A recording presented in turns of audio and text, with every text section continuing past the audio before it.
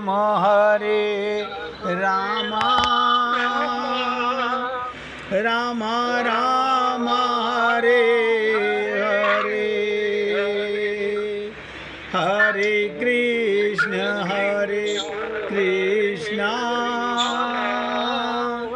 कृष्ण कृष्ण हरे हरे हरे राम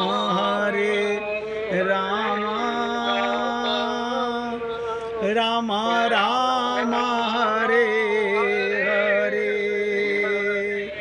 हरे कृष्ण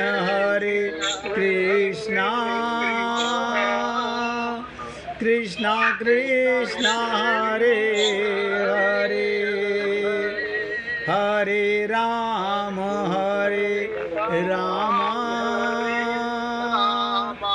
राम राम हरे हरे। सभी पुण्य आत्मा पूरी एकाग्रता के साथ पहले गीता की चर्चा सुनिएगा, फिर भक्ति के जो 10 लक्षण भगवान की भक्ति के, सात्विक भक्ति कौन सी, तामसिक भक्ति कौन सी, राजस्व भक्ति कौन सी, उसके 10 प्रकार बताए गए, उस पर चर्चा करेंगे। पहले गीता का जो प्रसंग चल रहा है उसे सुनिएगा। भगवान ने कहा जो व्यक्ति ये जान लेता है कर्म क्या है अकर्म क्या है, इन दोनों का तत्व जानने में, बहुत ध्यान से सुनिएगा, बड़े बड़े विद्वान की बुद्धि चकरा जाती है। इसलिए भगवान कहते हैं मैं इन दोनों का तत्व तुझे बतलाऊंगा अर्जुन से, जिसको जानकर तुम कर्म करते हुए, शरीर में रहते हुए, कर्म करते हुए भी जन्म मरण से मुक्त हो जाओगे। यानी युद्ध करते करते भगवत प्राप्ति हो गई।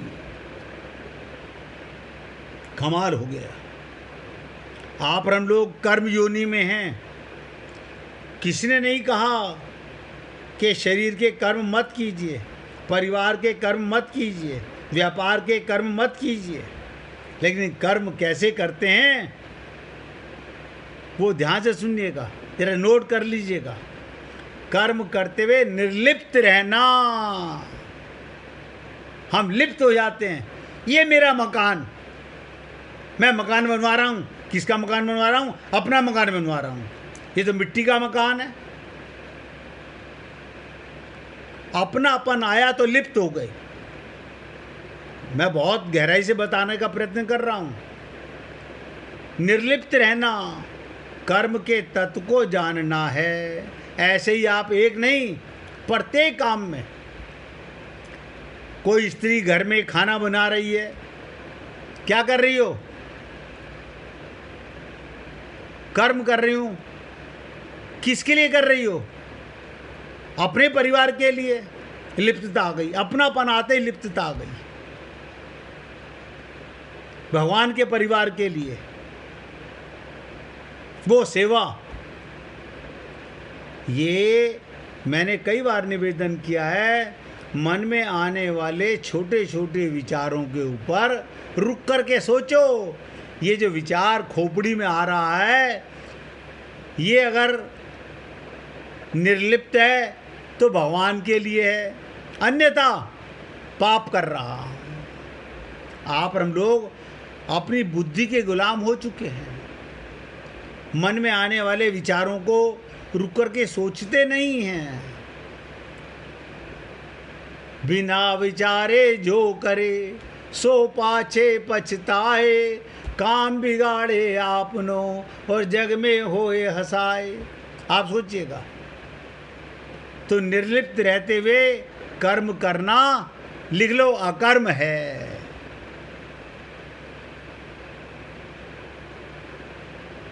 निर्लिप्त रहते हुए कर्म करोगे तो अकर्म है। तुम करता नहीं हो। तत्व को जानना इसी को कहते हैं। कर्म के तत्व को कैसे जानोगे? कर्म करता हूं निर्लिप्त होकर के। हम लिप्त होकर कर्म करते हैं। अब देखिए बहुत से भक्त हैं एक साथ दो दो काम कर रहे होते हैं। हम ये भी कर रहे हैं और सत्संग भी सुन रहे हैं, यानी मन एक है, कहाँ लगा हुआ है ये या तो तुम जानो या ईश्वर जाने। शास्त्र निषिद्ध कर्म और उसका कारण कामना। हम भगवान के बताए अनुसार, संतों के बताए अनुसार, शास्त्रों के अनुसार, गीता के अनुसार, भागवत के अनुसार कर्म करते हैं। उसका कारण क्या है? हमारे मन में कामनाएं बहुत हैं। इन दोनों का त्याग करना विकर्म है। पाप कर्म के तत्व को जानना है। आप पाप करते हो पता नहीं चलता। अब आप बताइए मैंने ऐसा क्या पाप किया? मैं मंदिर गया था, थाल के अंदर सारी चीज पूजा की सामग्री लेके गया था। हाँ गए तो थे, पूजा तो कर रहे थे, मंत्र भी बोल रहे थे, आरती भी कर रहे थे, ज्योत भी जला रहे थे, लेकिन कामना लेके कर रहे थे, लिप्त होके कर रहे थे। आपका पूजा भी भगवान ने पाप नोट कर ली। मैं निस्वार्थी बात बोल रहा हूं आपको, मैं कोई छल कपट वाली बात नहीं बता रहा हूं।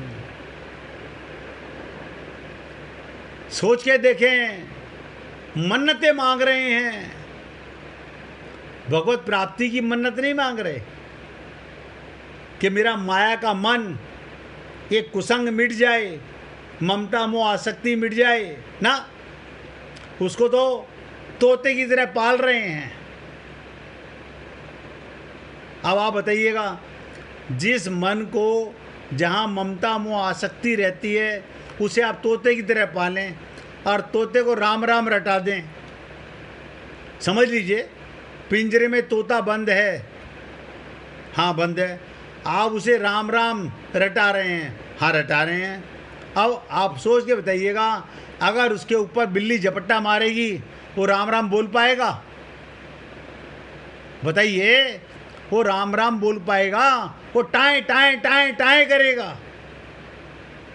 ऐसे हमारा पापी मन है।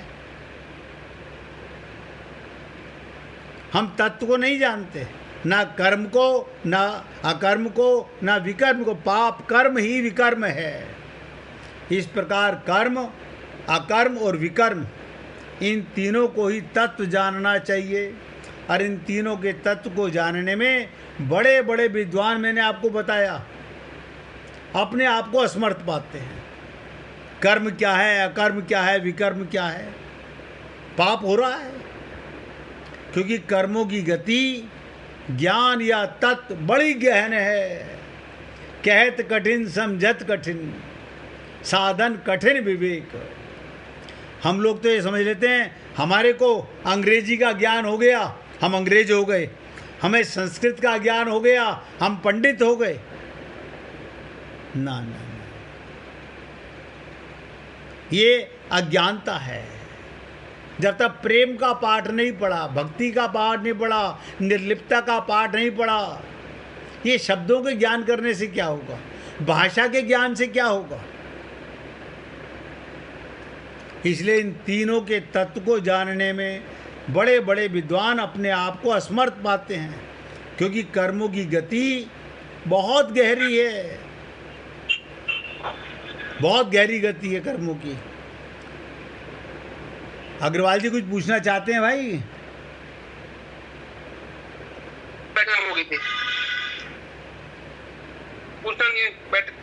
अच्छा अच्छा, कोई बात नहीं भैया, स्पीकर बंद कर लीजिए बस अपना। हाँ, तो कहने का तात्पर्य, कर्म के, अकर्म के और विकर्म के तत्व को जानना इतना आसान नहीं है। अर्थात कर्म करते हुए अथवा ना करते हुए निर्लिप्त रहता है, और जो मनुष्य अकर्म में कर्म को देखता है, अर्थात निर्लिप्त रहते हुए कर्म करता है, अथवा नहीं करता, अपने को करता नहीं मानता, वही वास्तव में संपूर्ण मनुष्यों में बुद्धिमान है। आप हम लोगों में सबसे बड़ा बुद्धिमान कौन? जो कर्म तो करता है लेकिन अपने को करता नहीं मानता, कोई कामना लेके कर्म नहीं करता। अन्यथा व्यक्ति 99% क्यों, हम इसको पढ़, उसको पढ़, इसको सुन, उसको सुन, अलग अलग जगह अपनी बुद्धि लगाते रहते हैं, वो सत और असत का ज्ञान कभी समझ ही नहीं पाती। अब भगवान कहते हैं जो कर्म करता है अकर्म मेरे देखते हुए करता नहीं बनता, वही वास्तव में बुद्धिमान, वही वास्तव में योगी है, और वही वास्तव में संपूर्ण कर्मों को करने वाला कृत्य है। उस कर्मयोगी के लिए ध्यान दीजिएगा, उस कर्मयोगी के लिए कुछ भी करना, कुछ भी जानना, कुछ भी पाना अब बाकी नहीं रहा। कमाल की चीज है, यानी 100% भगवत प्राप्ति हो गई, ना कुछ करना ना कुछ जानना। ध्यान से सुनिएगा, कर्म योग से सिद्ध हुए महापुरुष के द्वारा, कर्म योग से यानी भगवान के निमित्त कर्म कर रहा है शरीर, मेरा योग भगवान से। महापुरुष के द्वारा जो भी कर्म होते हैं सब महापुरुष हैं, वो सब संकल्प और कामनाओं से रहित होते हैं। हम कोई संकल्प नहीं, ना कोई कामना है ना कोई संकल्प है। कर्मों का संबंध शरीर और संसार के साथ है, लिख लो। कर्मों का संबंध किसके साथ है? शरीर और संसार के साथ है। और आत्मा का संबंध स्वरूप के साथ नहीं है। कर्मों का संबंध, आत्मा कोई कर्म नहीं करती। इस ज्ञान रूपी अग्नि से, ये ज्ञान है, मैं कुछ नहीं करता क्योंकि मैं आत्मा हूँ। मेरी पावर लेकर ये इंद्रियां वर्क करती हैं, मन काम करता है, बुद्धि काम करती है, शरीर काम करती है, ये उपकरण हैं। इस ज्ञान रूपी अग्नि से, ये ज्ञान है। क्या करते हो तुम कन्हैया, मेरा नाम हो रहा है। मैं कुछ नहीं करता प्रभु, ये तो अज्ञान था मेरी खोपड़ी के अंदर, मैंने ये किया। कर्म तो भगवान करा रहा है हमसे। बहुत सुंदर, मैं तो पहले बोल रहा हूँ भाई, अगर अंदर परमात्मा ना हो तो हम सांस नहीं ले सकते। आपने बिल्कुल सही कहा भाई, व्यक्ति अपने को कर्ता ना माने। आप हमें पॉजिटिव पढ़ाओ ना फिर। तो मैं वही देखो, ये सही है। ये क्या है भैया, तो हमें चाहिए ये कि अकर्म होना है, हमें अपने आप को कर्ता नहीं बनाना। हमें वो जाहिर भी नहीं करना। हाँ, नहीं, कभी कोई जायज और नाजायज होगा ही नहीं। क्यों? जब आप परमात्मा के निमित्त कर्म करने लगोगे। अपने परिवार की सेवा कर रहा हूँ, ये शरीर सेवा के लिए मिला है। अपने परिवार की नहीं, अपने क्या, पूरे संसार की, किसी की भी सेवा कर रहे हैं, वो भगवान की मान के करनी है। तो कहते हैं बस बस बस, तो स्वरूप के साथ हमारा ज्ञान हो जाएगा, अर्थात उन कर्मों में फल देने वाली शक्ति नहीं रहती। ऐसे महापुरुष को ज्ञानी लोग बुद्धिमान कहते हैं। तात्पर्य, वो कर्मयोगी ज्ञान योगियों का भी ज्ञानी है। बताइए भगवान ने कितनी बड़ी बात कही है। वो कर्मयोगी ज्ञान योगियों का भी ज्ञानी है। क्यों? ज्ञान भी बिना कर्म के नहीं आता। जिसने इतनी सी बात को जान लिया कि स्वरूप के साथ इनका कोई संबंध नहीं, आत्मा के साथ शरीर का कोई संबंध नहीं है। बताइए, इंद्रियों का कोई संबंध नहीं है। ये कर्म करती हैं, आत्मा कोई कर्म नहीं करती। अर्थात उन कर्मों में फल बांधने की शक्ति नहीं रहती। तो जो कर्म तथा उनके फल में आसक्ति का त्याग कर देता है, नोट कर लो, जो कर्म में तथा उनके फल में आसक्ति का त्याग कर देता है। हम कहीं गए, हमारे को हमारे गुरु ने कहा बेटा तुम बस खाली पानी पिलाओ, ठीक है गुरुजी। हमें कह दिया कि तुम खाली ये जूते लोगों के संभाल के एक तरफ लगाते जाओ। अब हम ये सोचें ये काम तो बड़ा था, उसे तो पूजा का काम दे दिया, ये जूते लगाने का काम मुझे छोटा दे दिया, इसका मतलब हमने बुद्धि लगाई। कोई कर्म छोटा नहीं होता है। जो किसी भी वस्तु व्यक्ति आदि का आश्रय नहीं लेता, सब नोट करें, जो किसी भी वस्तु का व्यक्ति का आश्रय नहीं लेता और मन में किसी भी इच्छा के न रहने से जो सदा तृप्त रहता है, आनंद में रहता है, वो भली भांति सब कर्म करते हुए भी वास्तव में कुछ नहीं करता, उसके सब कर्म अकर्म हो जाते हैं।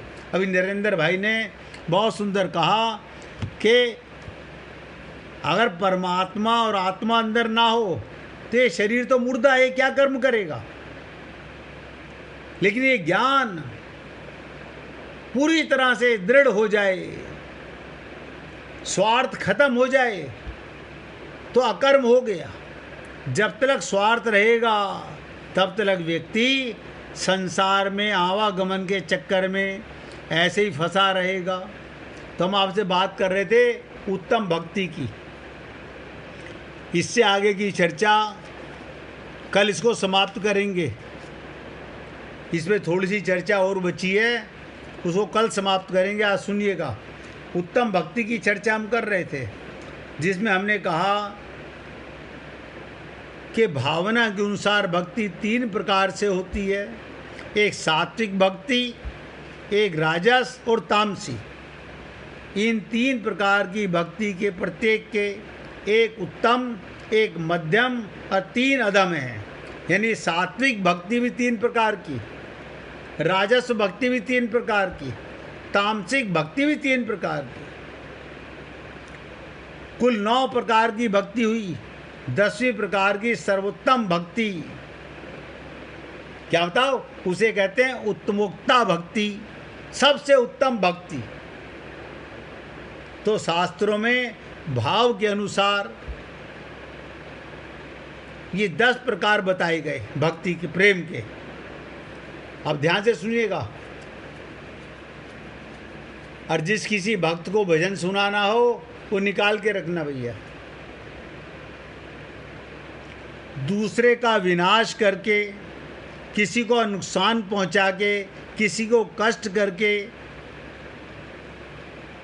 लक्ष्मीपति भगवान विष्णु का जो भजन किया जाता है, जो व्यक्ति ये चाहता है मैं किसी का नाश करने के लिए भगवान विष्णु का भजन करूं, वो अधम यानी तामसी भक्ति, सबसे निम्न भक्ति, उसमें भी अधम भक्ति है। लोगों की दृष्टि में भगवान विष्णु की, भगवान श्री कृष्ण की, भगवान राम की पूजा तो कर रहा है, लेकिन मन में दूसरे का अनर्थ पाने का, विनाश करने की भावना है। उसे सबसे गिरी हुई भक्ति कहते हैं, अधमा तामसी भक्ति, क्योंकि इसमें साधक का दुष्ट भाव छिपा हुआ है। नंबर 2, जैसे कोई स्त्री कपट रखती है मन के अंदर और पति की सेवा करती है, उसी प्रकार जो व्यक्ति मन में कपट और बुद्धि रखकर भगवान विष्णु की भक्ति तो कर रहा है, उसे उस भक्ति को मध्यम तामसी भक्ति कहा गया। मध्यमा और तामसी भक्ति कहा गया। तीसरी भक्ति, जो दूसरों को भगवान की आराधना में, जो दूसरों को भगवान की आराधना में तत्पर देखकर ईर्ष्यावश स्वयं भी भगवान की पूजा करता है, उसका वो कार्य उत्तम तामसी भक्ति होता है। दूसरों को भगवान की आराधना में तत्पर देखकर कि दूसरे लोग भगवान की पूजा कर रहे हैं, आराधना कर रहे हैं, ईर्ष्या मन में लाता है, वो भी तामसिक भक्ति है। ये तीनों भक्तियाँ आपको तामसी बताई, सबसे निम्न क्वालिटी की। अब ध्यान से सुनिएगा, आज संसार में 99% लोग कहाँ फंसे हुए हैं, उन तीनों की चर्चा करने जा रहा हूँ। जो अन्न धन की याचना करता है, मेरे को खाने पीने का और धन की याचना करता है, परम श्रद्धा के साथ भगवान की भक्ति करता है, वो राजसी अधमा भक्ति है। शरीर का, इंद्रियों का सुख पाने के लिए धन की और भूख की मिटाने की इच्छा करता है, वो राजसी भक्ति है। आज आप देखते हो मंदिरों के अंदर लाखों लोग, भीड़ लगी हुई है। आपको और हमको ऐसा लगता होगा जैसे भक्ति बहुत चरम सीमा पर है, नहीं, ये अधमा राजसी भक्ति है। जो मनुष्य संसार में प्रसिद्ध, वो कीर्ति का उद्देश्य लेकर, प्रसिद्ध और कीर्ति का उद्देश्य लेकर, जैसे मिनिस्टर लोग इलेक्शन के टाइम मंदिरों में टक्करें मारते हैं इलेक्शन जीतने के लिए, भगवान की आराधना करते हैं, उसकी वो पूजा मध्यमा राजसी भक्ति कहलाती है। और जो सालोक्य और सारूप्य मुक्ति प्राप्त करने की इच्छा से हरि की अर्चना करता है, उसकी वो पूजा उत्तमा राजसी भक्ति कहलाती है। यानी राजसी तो है, लेकिन राजसी के अंदर सारूप्य भक्ति, सालोक्य भक्ति करता है। और जो मनुष्य अपने लिए कुछ भी, ध्यान से सुनिएगा, सात्विक भक्ति की बात बताने जा रहा हूँ। जो मनुष्य अपने लिए हुए पापों के नाश के पूर्ण श्रद्धा के साथ भगवान विष्णु की आराधना करता है, अपने द्वारा हुए पापों का नाश करने के लिए भगवान की आराधना करता है, उसकी वो भक्ति सात्विक भक्ति मानी जाती है, लेकिन अधमा भक्ति है। मध्यमा की सुनिएगा, भगवान विष्णु को प्रिय है, ये भगवान विष्णु को प्रिय है, ये मेरे कन्हैया को प्रिय है, ऐसा मान के जो हरि की सेवा पूजा करता है, उसकी वो मध्यमा सात्विक भक्ति कहलाती है। अब उत्तम भक्ति क्या होती है? शास्त्र की ऐसी आज्ञा है, वेदों की ऐसी आज्ञा है, पुराणों की ऐसी आज्ञा है, भागवत की ऐसी आज्ञा है, संतों की ऐसी आज्ञा है, या शास्त्रों में ऐसा बताया गया, ऐसा मानकर जो मनुष्य दास की भक्ति, दास की भांति अपने को सबका दास मानता है, भगवान लक्ष्मीपति की आराधना अर्चना करता है, उसकी वो भक्ति सब प्रकार की भक्तियों में श्रेष्ठ, उत्तमा और सात्विक भक्ति कहलाती है। ये तो 9 प्रकार की भक्ति हो गई, तामसिक, राजस और सात्विक। अब एक भक्ति और है, उसको सुनेंगे, जो सबसे टॉप है। और आप सबसे निवेदन करूंगा, एक एक शब्द को हृदयंगम करने का प्रयत्न करें, क्योंकि ये 9 प्रकार की भक्ति तो आप और हम लोग छल कपट करते ही रहते हैं। 10वीं क्या है? जो भगवान राधा कृष्ण की, लक्ष्मीपति, लक्ष्मी और नारायण की, शंकर और पार्वती की, सीता राम की महिमा सुनकर उनके स्वरूप के ध्यान, उनके स्वरूप का ध्यान में मग्न हो जाता है। क्या कहता है? भगवान के उस लीला का, उस स्वरूप का ध्यान करके मौन में खो जाता है, मग्न हो जाता है। वो भक्ति उत्तमोक्ता भक्ति कही जाती है, यानी अपने को मिटा देता है। मैं ही विष्णु रूप हूँ, मुझमें ये जगत है।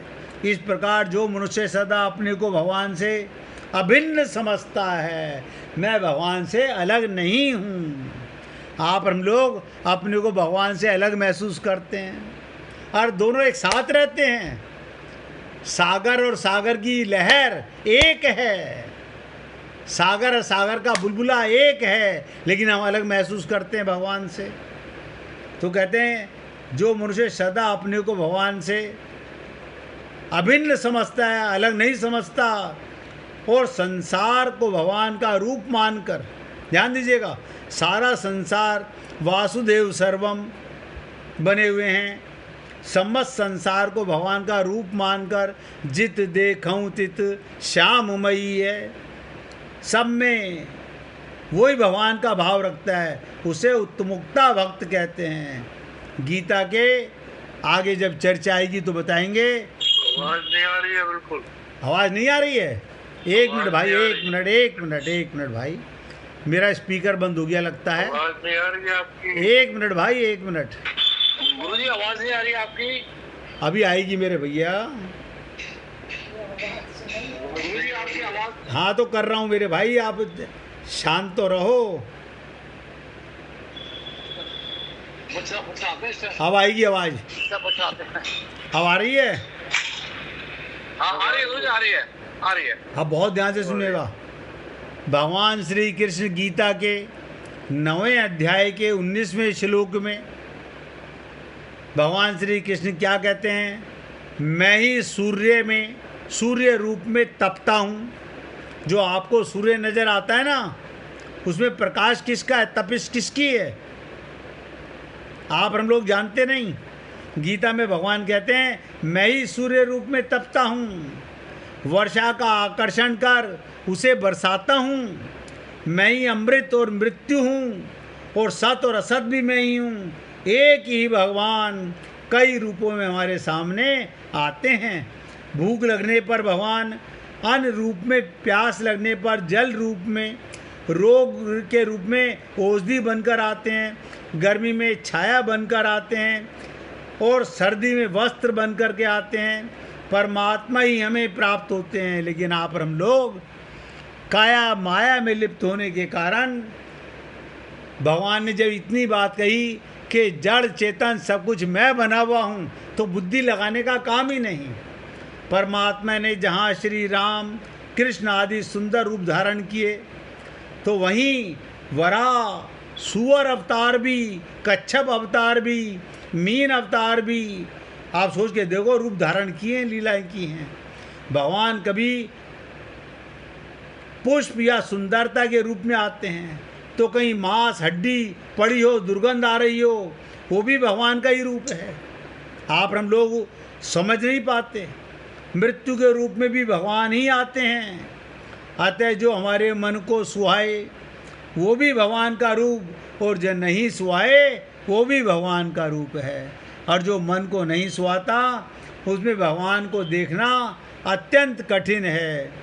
परंतु उसके प्रति भी भगवत भाव आ जाए तो ये भक्त बनने का निशानी है। भगवत भाव आ जाए।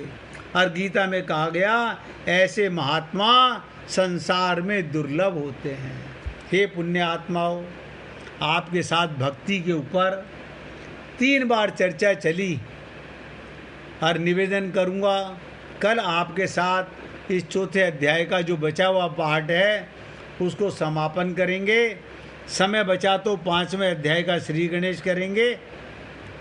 आज कोई भक्त भजन सुनाना चाहता हो निकालिएगा, मैं अपने शब्दों को यहाँ विराम दे रहा हूँ।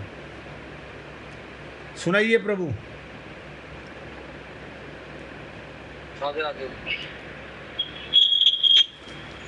तेरी मेहरबानी का है वो जितना, जिसे मैं उठाने के काबिल नहीं हूँ। तेरी मेहरबानी का है बोझ इतना, जिसे मैं उठाने के काबिल नहीं हूँ। आ तो गया हूँ मगर जानता हूँ तेरे दर पे आने के काबिल नहीं हूँ। तेरी मेहरबानी का है बोझ इतना, जिसे मैं उठाने के काबिल नहीं हूँ। जमाने की चाहत ने मुझको मिटाया, तेरा नाम हरे जुबां पे ना आया। गुनाहगार हूँ मैं, खताबार हूँ मैं, तुम्हें मुंह दिखाने के काबिल नहीं हूँ। ये माना तुम्ही हो दाता जहां के, मगर कैसे फैलाऊं झोली में आके। जो पहले दिया है वो कुछ कम नहीं है, उसी को निभाने के काबिल नहीं हूँ। तुमने अदा की है, तुमने अदा की है मुझे, तुमने अदा की है मुझे जिंदगानी। महिमा तेरी मैंने फिर भी न जानी, कर तेरी आका हुई तेरा कि कर्जा चुकाने के काबिल नहीं हूँ। तेरी मेहरबानी का है वो इतना, जिसे मैं उठाने के काबिल नहीं हूँ। जी चाहता है दर्द पे सिर झुका लूं, तेरा दर्द से एक बार जी भर के पालूं। सिवल के टुकड़ों के ओ मेरे दाता, मैं कुछ भी चढ़ाने के काबिल नहीं हूँ। तेरी मेहरबानी का है वो इतना, जिसे मैं उठाने के काबिल नहीं हूँ। राधे जी। बोलिए वृंदावन बिहारी लाल की जय। जय जय श्री राधे, जय जय श्री राधे। बोलिए लाल जी का मंगल हो, सभी भक्तों का मंगल हो। सबको राधे राधे भैया, सबको राधे राधे भाई, राधे राधे, राधे राधे भैया, राधे राधे, राधे राधे जी, राधे राधे।